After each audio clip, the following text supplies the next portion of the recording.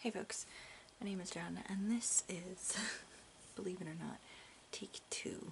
I actually had this video filmed already and then realized that somehow I had managed to talk for too long about the books that I read in June.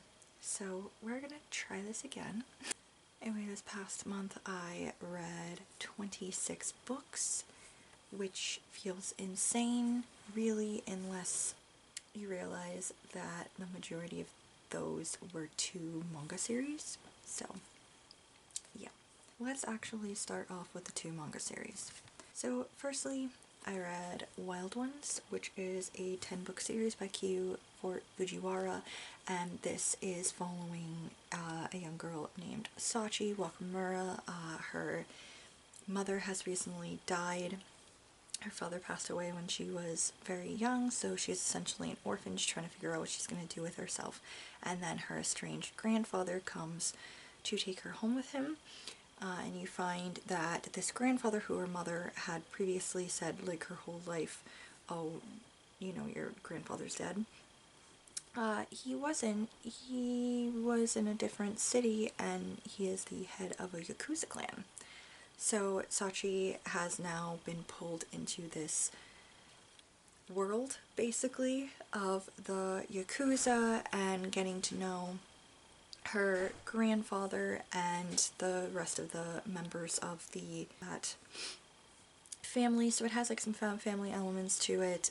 There is also the youngest member of the group, whose name is Rakudo, and he has been tasked with being her bodyguard. This series is basically Sachi coming into her own, as well as having this found family kind of thing going on with her estranged grandfather, with the other members of the clan, and also this kind of slow burn romance between her and Rakudo. There's like love triangle elements to it. There's turf war stuff between Yakuzas. There's a lot of humor, a lot of shenanigans going on. Meanwhile, Sachi basically has to keep everything on the DL that she is like the granddaughter of the head of a Yakuza clan, because if her school found out, she probably would get kicked out of school. So there's also that whole thing going on. This was not that bad. I do have to say, I don't think I enjoyed it as much as I liked the first 4 volumes that I had when I was younger, when I first started collecting this series. I don't really go for love triangles. It's not my favorite thing. I used to kind of like it. I outgrew it. It is interesting to read more media having to do with the Yakuza, because I haven't really read that much about it. The Yakuza, in case you didn't know, is a Japanese mob. My other ideas of what the Yakuza look like have to do with the Yakuza video game that I've watched my husband play, and also The Way of the House Husband, which is an anime and also a manga that I've mentioned before, which is really funny. So it's interesting to get another look at it in here, although could not say what's accurate to anything. I basically think I took this with a grain of salt, much like you would if you were watching Mickey Blue Eyes and had an idea, oh, this is what the Italian mob's like, you know. Overall, though, I thought it was really funny. There is a lot of heart in it. Sachi is a character who tends to see injustice and throw herself wholeheartedly at it to fix it, sometimes to the detriment of others around her, because she doesn't think before she leaps all the time, and that's where Rakudo comes in. Rakudo, I liked their relationship as it developed over time, but he, I think, was the biggest pain in my ass when I was reading this series, just because of how controlling and belittling he could be with Sachi, to the point where it was like, dude, you are like a year older than her. Let her grandfather parent her. You need to take a step back and stop bullying a teenage girl for what she's wearing, or whatever. Just chill out. But otherwise, yeah, I didn't mind it. Parts of it are indeed pretty funny. I would recommend this series, I guess, if you like ridiculous slow burn romances, just crazy shit going on. Like I said, there are found family elements to it, so there's that too. Most of these I gave 4 stars, except for volume 10, I think. Yeah, volume 10 I gave 5 stars because it was like the culmination of things were coming to fruition that I've been kind of eyeing as the series came along, so yeah. But the other manga series that I read was After School Charisma, which is a 12-book series, and this is by Kumiko Sokani, and this is set in like our world but not, or maybe our world if things were a little more advanced. It's a sci-fi series, basically following Shiro Kamiya, the main guy at the start of the series. He has, within the past year, transferred into this very prestigious elite St. Cleo's Academy, where he is the odd man out because he is the only non-clone at this facility. Everybody else is clones. But not just like your everyday clones, like clones of famous people. Like you can see the graphics on the back. You've got Napoleon, you've got Florence Nightingale, you've got Sigmund Freud, you've got Marie Curie. They also cloned Hitler. Not their finest moment of judgment, I do have to say. Underneath this prestigious school, there's a lot of shit going on. There's definitely a seedy underbelly. There's like creepy kind of like school board basically that are all in shadows most of the time that you're like, you get introduced to, I think early on in the series. I don't know. I'm pretty sure you see glimpses of them in volume 1. And they're basically running the show, and they are throwing money at this school and at the scientific program. And it's like, why is that? You're asking yourself as you go through the series, why are they bankrolling this creepy school full of clones? Why is the school mostly unknown to a lot of people? There's a high perimeter, there's guards, there's a lot of different things going on. This series, it deals with a lot because you not only have a little bit of trying to fit in with Shiro and the clones, you also have questions of morals and ethics discussed in here quite a bit. Basically similar to Jurassic Park when Ian Malcolm brings up, you spent all this time thinking, can we, when you should have paused and thought, should we?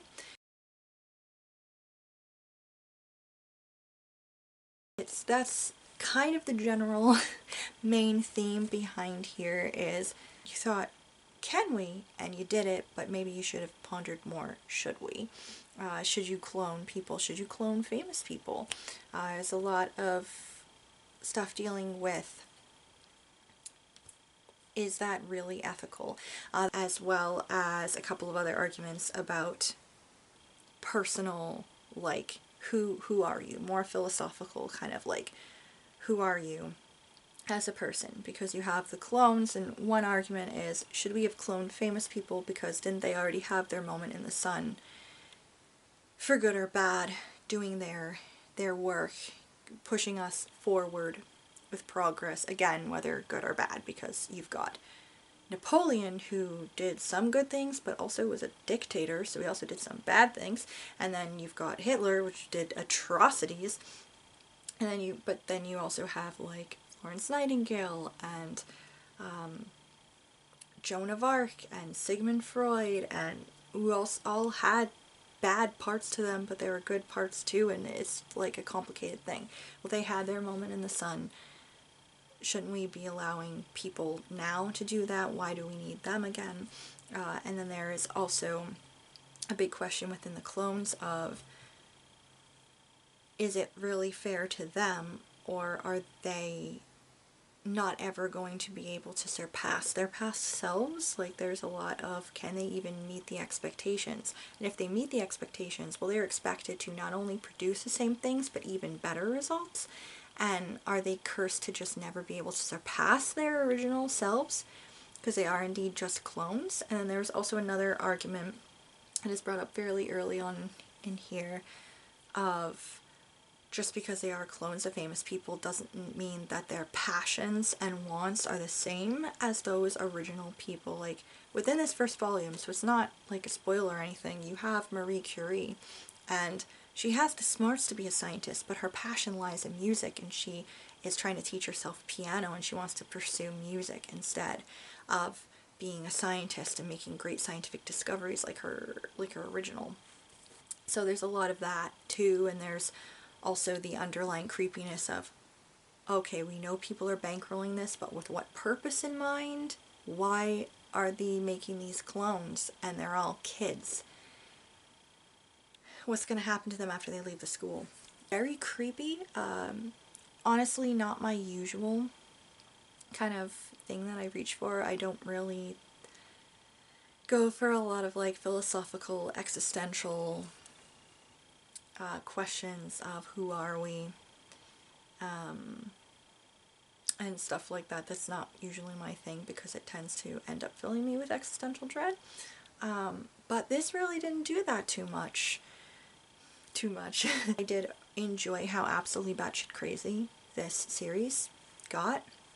I think I read the last like 5 volumes of this with my hand over my mouth going, oh my god, like the whole time. I will say the one disappointment I think for this series was the climax of it. I felt like it was a little anticlimactic, and that is such a disappointment sometimes for me with series where things have been steadily getting absolutely batshit bonkers, and then the last volume or the last chapter or whatever in the series is just it.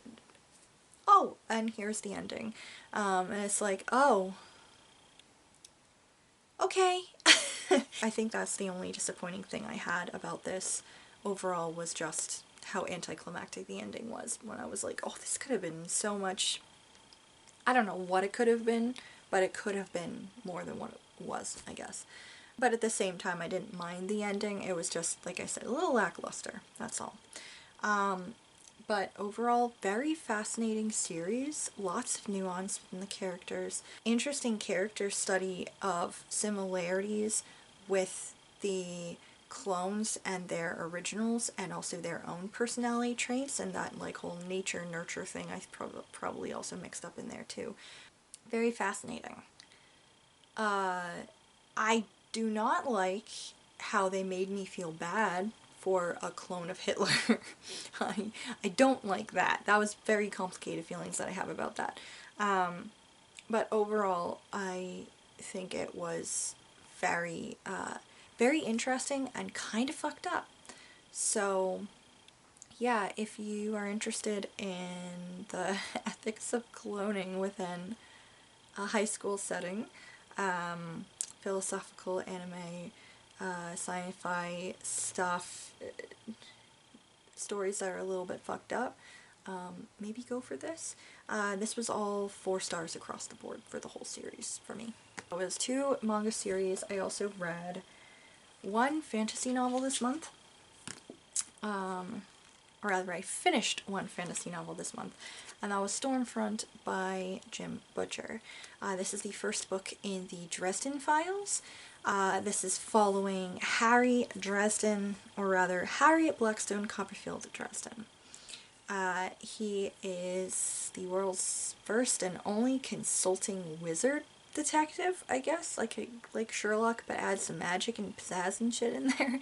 He is a dude who basically, he is on kind of magic probation for something that happened when he was younger. That was kind of his fault, but also kind of not his fault. It's complicated. You only get whispers about what really happened in like this volume. I still don't honestly get the whole story. I assume that's something we're going to learn over time in the series. I'm partway through volume 2 and I haven't found out yet. But basically this opens with him being doubly consulted. One, by a private client who is asking him to look for her husband, and her husband might have gotten mixed up with some magic that was a little bit out of his like control. And then the other side of him being consulted is his consultant wizard job that he has with the local police department. The police department has set up a supernatural, weird shit department looking into cases that are just beyond the normal serial killer, robbery, burglary, murder, assault, whatever stuff. And he gets pulled into a truly grotesque double murder scene, and is tasked with basically figuring out how this gruesome murder happened and try to track down maybe who did it. And doing so makes him have to study some black magic, which could again put him in trouble with the White Council, basically because he's already on magic probation, and there's a whole thing. It's the second time that I've read Stormfront. It was equal parts funny and action-packed. I don't really know what to think of Harry Dresden. The first time around when I read this, I was like, oh, this dude's awesome. The second time around reading it, I don't know. I still think he's pretty cool, but then he wanders around in a duster and a fedora, and he's like overly chivalrous, and it's just like, I don't know, it makes me think of those like really cringy people on the internet going like milady kind of deal. I don't know. So I'm kind of like I'm torn between no, it's still pretty cool, and oh, he's actually kind of super cringe, as the youths would say. Also, just if you know anything about the author, I think it adds to just interesting things about Tristan as a character in general, because I think he is, from what I've heard, he may be a self-insert, which is hilarious. But as a start to a series, I don't think it was that bad. I think it was very interesting. Like I said, action-packed, there's a lot of humor in it. The magic system, I think, is the most interesting thing. The way he describes it, that's something that I am really fascinated with, and something that I'm really looking forward to learning more about as the series progresses. If you know anything about the show that used to be on, that was the Dresden Files, I don't think I watched that much of it. My husband, when we were first dating, showed me like an episode or two, and I remember really liking that too. And the best character was Bob the Skull. It's a skull that talks. Harry's sealed like a spirit of some kind in it, and his name is Bob, and he is a menace. In the book, I think he's the best character. But, yeah, very interesting series. Like I said, very interesting start to it. I will say, I had forgotten how absolutely disgusting the descriptions are, as far as, like, the murder scenes and stuff like that. Like, yucky. Like, think of the worst scenes that have been described by like Stephen King. Think of their worst, most disgustingly described scenes, and that's pretty much how the murder scenes are described in here. So if you are interested in checking out the Dresden Files, I just put that out there that, yo, if you have a very sensitive stomach, maybe just keep that in mind.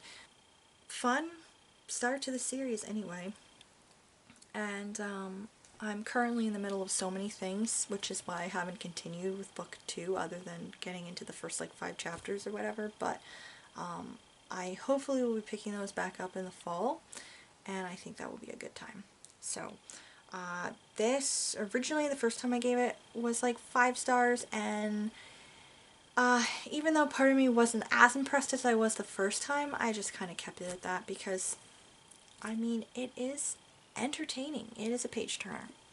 Then I also read one classic in June, and that was Don Quixote by Miguel de Cervantes. Actually, technically, I didn't read this in June. I finished it in June. I've actually been reading this since the beginning of February. This was actually part of a buddy read that I did with Graz over the GKBC. We did that because we both really wanted to read it. It was good, like, motivation to try to get, like, oh, somebody is counting on me to have read this so we can talk about it a little bit. I need to finish this, kind of thing, which was good because I have owned this physical copy since I was about 10 or 11 years old. When my aunt got it for me after she showed me Man of La Mancha for the first time, and I became obsessed. So I've been wanting to read it for that long, but hadn't because of how thick it was and how absolutely tiny the writing in the book is. So if you don't know what Don Quixote is about, it is about an old man who's like, he owns like, he's actually kind of rich, and owns quite a bit of property, but his greatest possessions are his library. He spends his time reading a lot of classic books, so like romances, adventures, and also like histories. And over the course of time of him reading all of these books, he eventually reaches a point where he decides that, you know what, he is a knight errant, or he's trained to be a knight errant, and he's going to go out and do these go on these amazing adventures. So he grabs the old plow horse, renames it Rosinante, convinces one of the many, like, farmhands basically of his, convinces one of them named Sancho to follow him along on this journey as his squire, and basically runs around the countryside in this antique, really shitty armor with a crappy sword, his rundown horse, and his squire astride a mule, creating so much goddamn havoc. If you don't know anything about this book, I think the thing that you will probably know the most about is the image of like a very skinny old man astride a crappy looking horse, running at a giant windmill, because that is one of the most iconic scenes in this book, is the fight with the windmills, because he thinks that they are giants and he's gonna have to go attack them, and gets hurt. He gets hurt a lot in this book, actually, and it's not only him that gets hurt, he ends up kind of hurting other people. Sancho ends up getting throttled more than once trying to like save his ass, or in the just being in the wrong place at the wrong time situation. The troubles that these two get up to is absolutely insane. Meanwhile, back at home, you have his niece, as well as housekeeper, and some of his, like, a couple of his best friends who are very concerned about him. Unfortunately, at some point in there, which I think is the worst part of the book, is when his family decides that they need to burn his library, because his library was what bewitched him into being totally deluded into thinking that he is a knight errant. That was tragic. I can say, if that was my family, they would be underground. Don't touch my fucking books. But yeah, basically this whole book is him getting into more trouble than the next, having just absolutely batshit bonkers adventures, and like I said, just causing trouble for others, causing trouble for himself. Just having a crazy ass time and mostly getting injured for just the stupidest things, are because other people fight back when he attacks them. He attacks more than one person, thinking that they are magicians or evildoers or any odd number of just troublesome people. A lot of his things that he does is in honor of a village girl who he has also renamed as Dulcinea, and she's his, like, chaste love who he's dedicating all of his exploits to, basically. The thing about Don Quixote is, I think that a lot of people, if you haven't read it, you probably just think, oh, this is like some standard, you know, adventure classic, like Three Musketeers or Treasure Island or something like that. And yeah, it's action-packed in a sense. There's a lot of stuff going on, but it's also wicked funny. I don't know if that's something that people really talk about a lot, unless you have read this, is how absolutely hilarious it is. I think a lot of this was meant as like some kind of satire, sort of, but I think Cervantes is also trying to make like have a discussion on like maybe classism and stuff and idle hands, maybe because Don Quixote was so idle or something. This is how he managed to like read so much and imagine all of these crazy things. Or maybe it's the classism thing of, well, he's a rich guy, so he gets to cause all of this chaos, but you know, in the end, it's probably not as bad of an outcome as it would be if he wasn't in that position. Really, kind of, I don't know if that was meant. That's kind of what I got from this, underlying things that I got from this a little bit, I guess.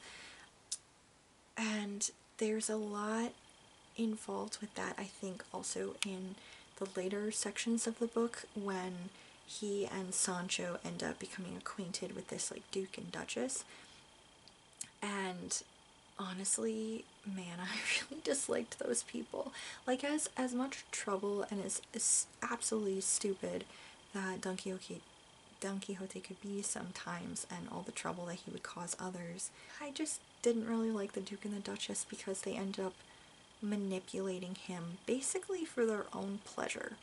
Like giving him jobs and different things, and it wasn't really out of any goodness of their own heart. It's mostly just because it's amusing as hell for this like totally delusional old man to go get himself into more trouble, and they're just sitting there thinking, well, isn't this freaking hilarious? And I don't know, I guess if it were any other situation, it would be funny. Like, I would take that kind of like as a hilarious prank, but because this is like a delusional sad old man, it just kind of feels more icky that they were like that with him. How this book ended, I don't know. I don't want to give any spoilers in case anyone wants to like read this, or you want to watch Man of La Mancha or something. But I don't know if Cervantes meant it to be as ultimately sad as it is, but that was what I took away from this. I mean, like I said, it's absolutely hilarious. And there's like a lot of funny things that happen within here. But ultimately, what I took away from it was just this underlying sadness for this guy, because like, and I don't know if this was meant by Cervantes or not, but he's a sad old man. And yeah, he had a lot of good things in life, while a lot of others around him maybe did not, but I still kind of ultimately feel sad about that, because I think what he wanted in his life was excitement and adventure, and to feel like he was doing something, like he was doing something important. He was fighting for a cause. He was, you know, just having a more fulfilling life than maybe he led up until that point, and that's how he was so easily just able to slip into this persona that he kind of adopted.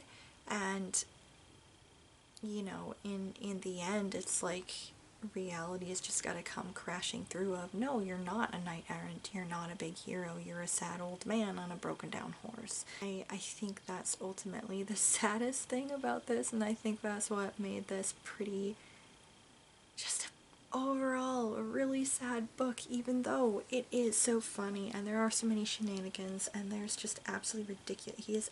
Don Quixote is absolutely freaking ridiculous and Sancho is hilarious, but like, at the end of the day, I think the majority of what I took away from this was sadness.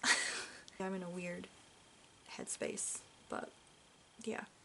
I will say a couple of things that I didn't enjoy quite so much. I found it very distracting, I guess, how things were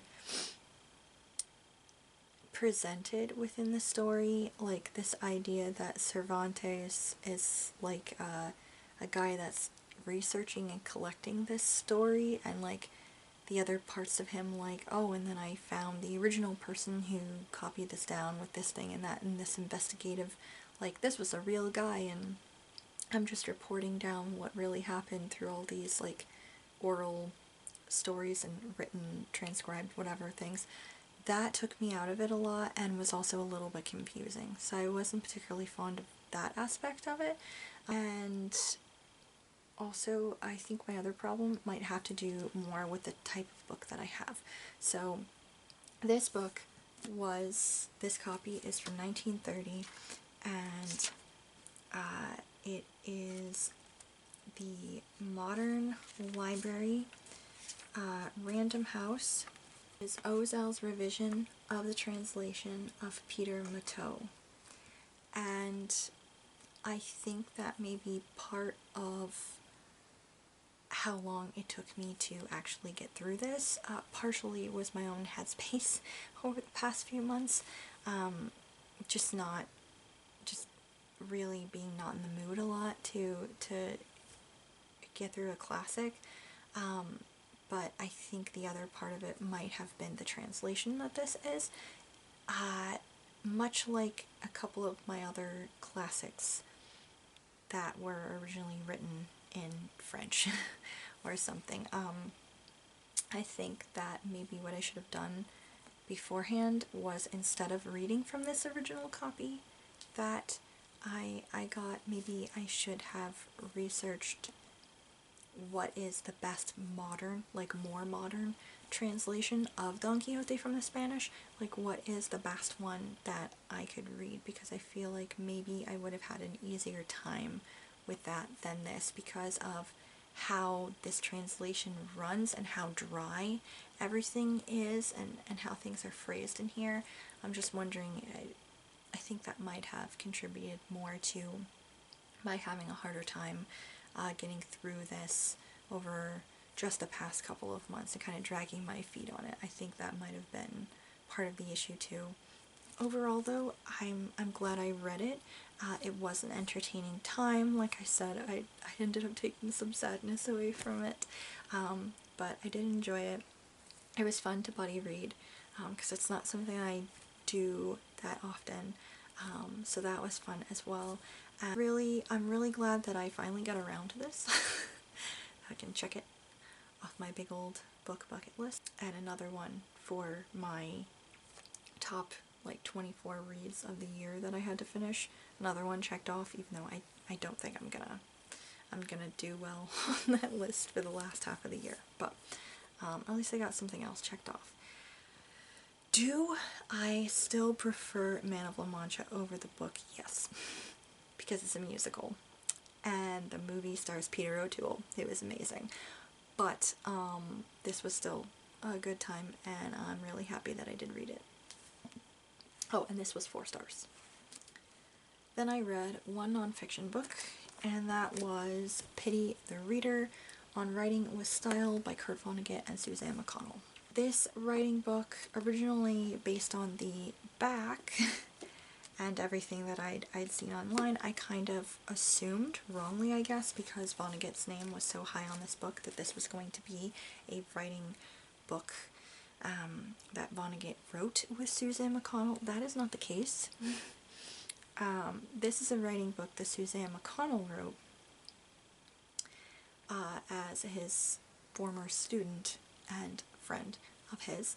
She ended up writing this book, but interspersed it like chock full of Vonnegut's writing advice that was gleaned from his books themselves, from interviews, letters that he'd written to her, as well as other former students, friends, family, things that he had said in class, or written in like graduation speeches, because I guess he was a speaker at quite a few graduations, things like that. Just all of his writing and life advice kind of pulled from all of these sources and kind of interspersed with Suzanne's like own writing advice, because she also is a writer, so it's her own advice and her own interpretation of his advice, as well as largely kind of a memoir about Vonnegut. There's a lot of his life in here. There's a lot about his work in here. There's a lot about their like friendship and everything that's throughout this book. So at first I was honestly a little bit disappointed when I realized that this was not like what it sounded like on the back of the book. Then again, the back of this book, how it's worded, this might be different now. This copy that I have, I hadn't realized when I bought it, but it's an ARC, so this might not be how things actually look in the finalized copy. I don't know. Just kind of felt a little bit misleading. But partway through this book, I didn't really care that much, just because of how much I was enjoying this look into Kurt Vonnegut's life and his work and all of his writing advice. A lot of it's really great, and by the time I reached the end of this, I was like, wow, you know, you could tell how much love and effort was put into crafting this. Like, this book is a labor of love. A lot of heart went into this itself, and not only did I find it delightful because I got to learn more about Kurt Vonnegut. He's a very interesting person. I also really loved the writing advice that was in here, and also found it funny how some of the points that he makes about like different pieces of advice were also similar to advice that I have previously read in On Writing by Stephen King, and so that was pretty fun.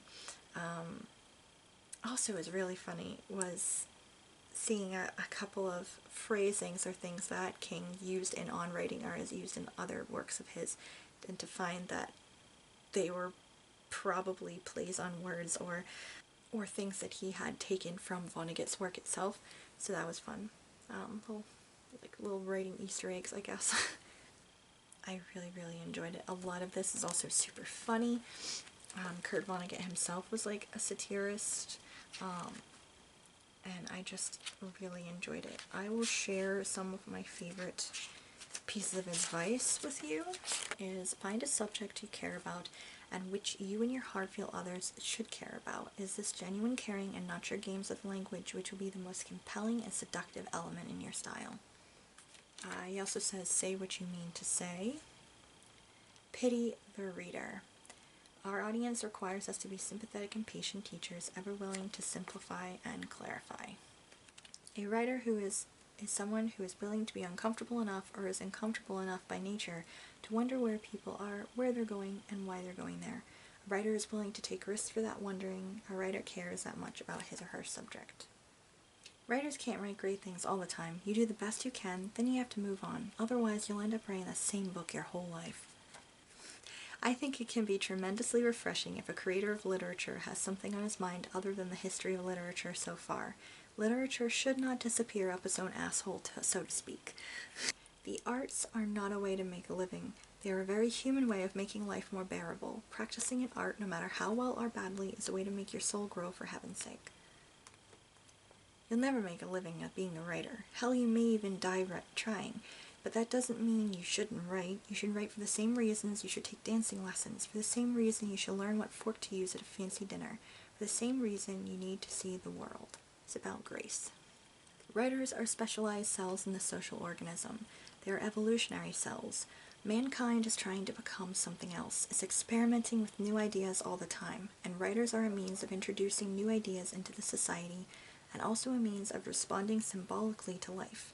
We're expressions of the entire society, and when a society is in great danger, we're likely to sound the alarms. I have the canary bird in the coal mine theory of the arts. A plausible mission of artists is to make people appreciate being alive at least a little bit. There's also a whole section on like black humor or like gallows humor, I think a lot of which Vonnegut used often, and there's kind of like talks about, well, maybe that was kind of like a PTSD response sort of from what happened to him during World War II. There was a conversation he had with a friend of his. It says, Miriam was annoyed by my conversation at one point, and she said scornfully, "You won't open your mouth unless you can make a joke." It was true. Joking was my response to misery I couldn't do anything about. So there's all that like writing advice, but then there's also like other things that I really loved, like the humor in here. There's a section talking about his phrases, such as this one line, which is, "She radiated about as much sexuality as her grandmother's card table." We are what we pretend to be, so we must be careful about what we pretend to be. And this favorite of mine, which is, "How beautiful it is to get up and go out and do something. We are here on earth to fart around. Don't let anybody tell you any different." This was just such a good book, full of writing advice, but also, like I said, really funny.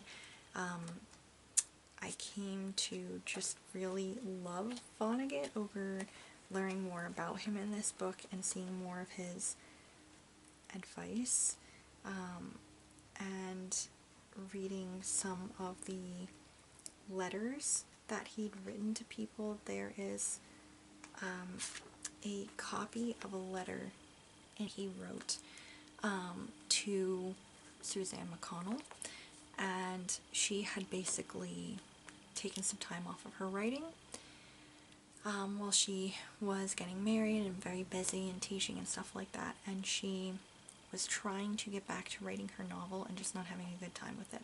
So she ended up sending a letter to Vonnegut basically saying, "Don't give up on me." And he sent back, "Dear Suzanne, give up on you. Never even considered it. You had a lot of native wisdom when I first met you. Now you've drunk deeply of life, and my goodness, what a swell husband you got for yourself. You know how much I admired his knotted pipes. I am now astonished by what else he does. You'll wow him right back, honey bunch, when you finish that book. Love as always, Kurt." And I don't know, when I read that the first time, I got so emotional. I don't know, I know that it's like talked about in here a little bit, and it's also something that Stephen King talked about a little bit too in like his book, but like having somebody who like believes in you while you're like trying to work really hard on something, when you're in the creative process, it's like it makes a difference. It's more personally, I don't know, that really got to me, because it reminded me of like letters, a couple of like letters that I'd gotten from my writing professors when I graduated college, like just so very sweet and encouraging and just wonderful. So yeah, I really loved this. Yeah, it was such a good time reading this. I think it's also really good writing advice, and even if you don't really want or need the writing advice, I think it's just such a funny and fascinating book to read anyway, to get to learn more about Kurt Vonnegut as a person and as a writer. So yeah, really enjoyed this. I gave this 5 stars, and this might also end up going on my top reads of the year list. Maybe, probably, I don't know. That's how I'm feeling about it right now. And then the last couple of things I have to talk about are one book that I did read and one book that I DNF'd. And those are both action-adventure books. The book that I DNF'd was Iceberg by Clive Cussler, and the book that I read was Raise the Titanic, also by Clive Cussler. So when I started my reading of Cussler books, my reading and rereading of the books, I had said, you know what, I think I'm going to skip Pacific Vortex and Cyclops because I've read them both before and I didn't really enjoy them the first time, and I just wanted to get into books that I hadn't read before and other books of his that I had read and enjoyed, so I just wanted to skip right into those. So Iceberg was the next one chronologically, and I just couldn't. This had some issues. First of all, for some reason, Cussler decided that, you know, it would be a great idea for Dirk to behave in front of, like, this guy inexplicably. You know, Dirk should be the most flamboyant stereotype of a gay man that people would just picture in the 1970s. Basically, think every stereotyped gay character that you ever witnessed in, like, the old days on TV or something, just picture that. And that's basically what Cussler was like, yeah, Dirk should act like that, around this sketchy dude. Why? I don't know. I think the idea was to have him, like, make the guy have a false sense of security about the type of person that Dirk is. But it's like, but why though? But why though? Like, you've had no trouble in any of the other volumes I have read with Dirk in it. You have no problem of Dirk just going into a pissing contest with some other dude, or just being quiet, but like very obviously quietly dangerous. But this one time he's like, no, he's gonna be like Nathan Lane's character in The Birdcage. Okay, that's what he's gonna act like now. Why? So I was like, okay, this is weird. This feels icky. I don't really understand. But you know what? We're gonna continue, because why would we DNF this book? Well, then we get a little bit further on into the book, and another thing happened, and it was basically, there was a female, like, coworker at Numa, and she is along for the ride at this particular whatever. I can't even be arsed to remember what was going on. But basically, Dirk and his boss, Admiral Sandecker, and then this other coworker of theirs was on the boat. She ends up, like, basically being like their little waitress or whatever, and goes down to grab them all, like, coffee and stuff, and is making her way back up onto the deck with everything. And Dirk ends up pushing the throttle down the boat, and the action of that throws her down the stairs basically and gets everything spilt all over her. She's mad as a wet hen. Like, obviously she could have been really seriously hurt, and it's amazing that she wasn't. Things got broken. She spilled, like, coffee and stuff all over herself, which almost scalded her, and then she's, like, ruined her clothes and stuff. And again, she could have got seriously hurt being thrown backwards downstairs carrying glass. Like, it's not cool. And she comes up the stairs and is rightfully pretty pissed at them. And it's like, what the hell was that about? Yo, what the fuck? Like, and their response after she leaves and goes down to, like, get changed or whatever, and their response is to just be like, well, what was that about? And to make fun of her like she must be on her period or something. And I was done. I was done. That wasn't even strike 3. That was strike 2, and I was like, you know what, we're not doing strike 3. We're done. So I was done. I don't care what happens in that volume. So I went into Race the Titanic next, and I admit my attitude coming out of the iceberg and having had to DNF a Cussler book, I probably was not in the best mood, but I really wanted to get back into this book. Like, I started reading this last year and then just stopped because it just, honestly, this one kind of drags a little bit. It's crazy because the concept of it should be exciting, but it did kind of drag partway through the book. So this volume is basically they have come across evidence of the Titanic, where the Titanic lays on the ground, and they're very excited. They're gonna, like, look into it and find it, explore and stuff like that. Well, in the meantime, there has also been a discovery through looking through archives that there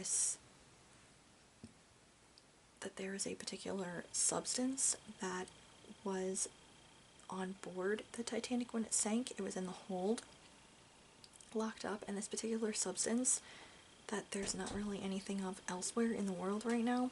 This particular substance is so essential to what this secret governmental think tank needs to use as a protective weapon, basically like an anti-missile force field thingy-mahooge that they're trying to come up with. And the thing is they gotta find this wreck, and they gotta find all this stuff before the Russians come over and find it, because the Russians don't want America to have an anti-missile thingy because it's the 1970s and here we are, and I don't know. Anyway, so Dirk and co are basically tasked with not only locating the Titanic, but once they find it and examine it, they're also tasked with bringing it back up to the surface, literally raising the Titanic from the ocean floor. Because this was back before Robert Ballard had actually found the wreck and had confirmed that it had in fact broken into, which they should have known of anyway, because the witnesses told them that they saw and heard it break. Like the bow came, the bow? The stern. The stern came off. But, you know, we can't trust the witnesses because it's all women and children. Pfft.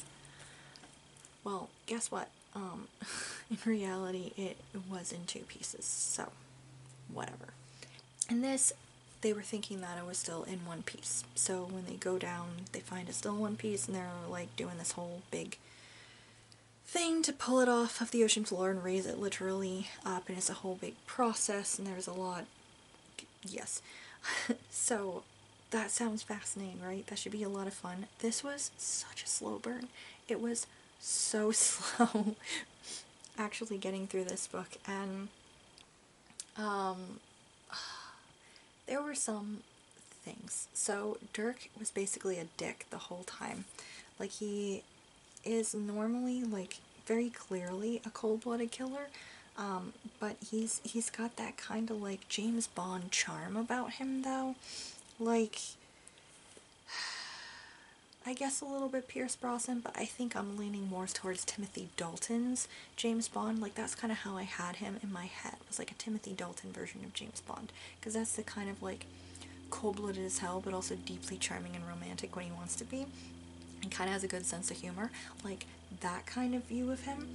And he was just not like that in this book. He's also not like that in what I read of Iceberg before I DNF'd it. He's not like that in Cyclops or Pacific Vortex, which is why I did not reread either of those. So yeah, that was unfortunate. I was pretty much disgusted with him the whole time. He's pretty much an asshole all the way through this book. It has like one self-sacrificing thing, which was like, okay, so that was pretty good. But otherwise, I was just kind of like really fed up with him. There's also a couple of like other icky things. Like, there was this one point where the forcible removal of clothes happens to a female, like, character happened. I'm pretty sure. Unless I'm getting it mixed up with Dragon, which I also recently read, but that will be in my July wrap-up. I might honestly be getting it mixed up with Dragon, but I'm pretty sure it's in this book. Yeah, it was kind of like, why is this here? Like, I would understand why it would be there in, like, a movie, like an action-adventure movie, because that's supposed to be particularly titillating for the men in the audience or whatever, and that's what that is. So it was like, okay, but this is a book, though. Like, is it as titillating as it would be in the... I don't know. Whatever. And then there was also... there's also a sex scene in here, and I had objections to it, mostly because of how it's worded, because it's the most ridiculous thing I've ever read. And I have read some really weird sex scenes, because I read a lot of romance novels, and this was, I think, one of the most objectionably worded things. Also, the location of this happening and the circumstances surrounding it, I was also like, this is another point towards Dirk being a dickhead. I don't really want to read the scene to you because I don't, but I'll tell you the afterword. She asked him, how was I? which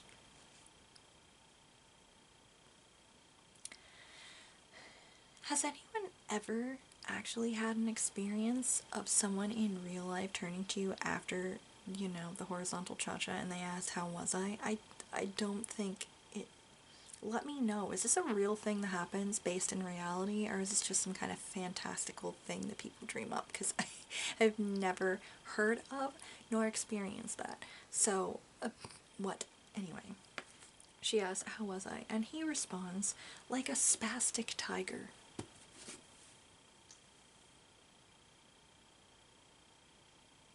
What does that even mean? So that's, you can imagine how the rest of that scene was, and how any of this was worded, like, why? So, there was also some stuff about, like, just harping on women and feminism and stuff like that, and I was like, what is Cussler's problems with women? Like, what is going on? Why does he keep bringing up, like, feminism and treating it like a dirty word? Like, why is this coming up right now? And then I realized, as I was looking at the date, that this was published in 1976, so he would be, because that was during, you know, the equality movement and everything, so he's just really butthurt about it and needed to put it in one of his books, I guess. That was this. Unfortunately, other than the excitement of the racing of the Titanic, the exploration of the Titanic, and this really fucking gnarly, like, Edgar Allan Poe-esque thing that happens near the end of the novel with a character, other than those, like, couple of things, I did not enjoy this.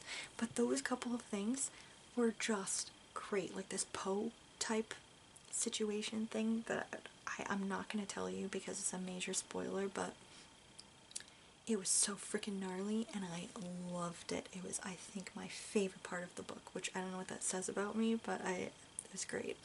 And then the exploration of the Titanic was also pretty great. I thought it was hilarious, though, what Cussler thought the Titanic would resemble prior to Ballard's discovery of it, because if you've seen any of the actual photos, which my dad is, like, majorly obsessed with the Titanic, so I grew up, like, watching the documentaries and the movie, and looking at, through his, like, big tabletop book about Ballard and finding the boat and stuff. So there's a lot of things that you can identify on the Titanic, but there's also a lot of things that you can't quite identify, because just crustaceans and mites and all the things have been eating it for however long it's been on the ocean floor, and some stuff is, like, broken, or some stuff is, you know, it looks very different than what is described in here, and it's actually kind of funny what he thought it would look like. And I mean, I don't know, maybe it would look different if it had remained in one piece, but I highly doubt it. There's water in it. There's so much water in it. You know, it's just no way. Just no way that it would be as well preserved as he described, but it was still interesting.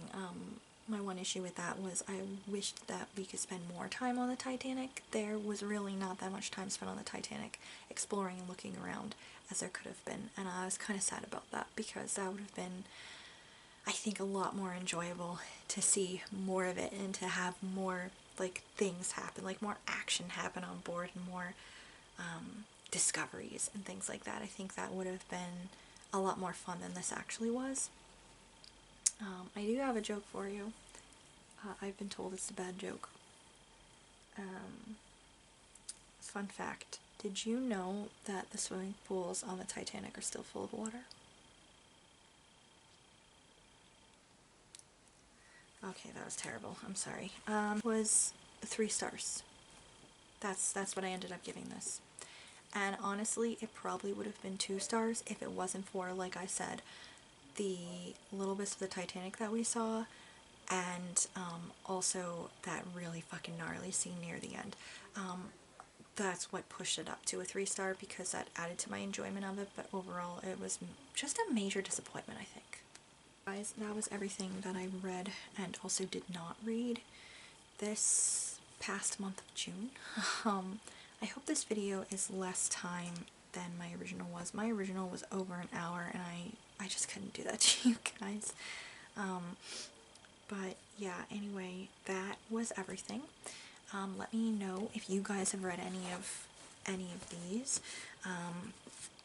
Let me know if there's anything similar to these that you could recommend, even though my TBR is honestly completely out of control. But, you know, enable me, please. Anyway, that was it. Thank you so much for watching. Thank you for always watching. And if you are new here and would like to subscribe, please consider doing so. And I will see you guys in the next video. Bye.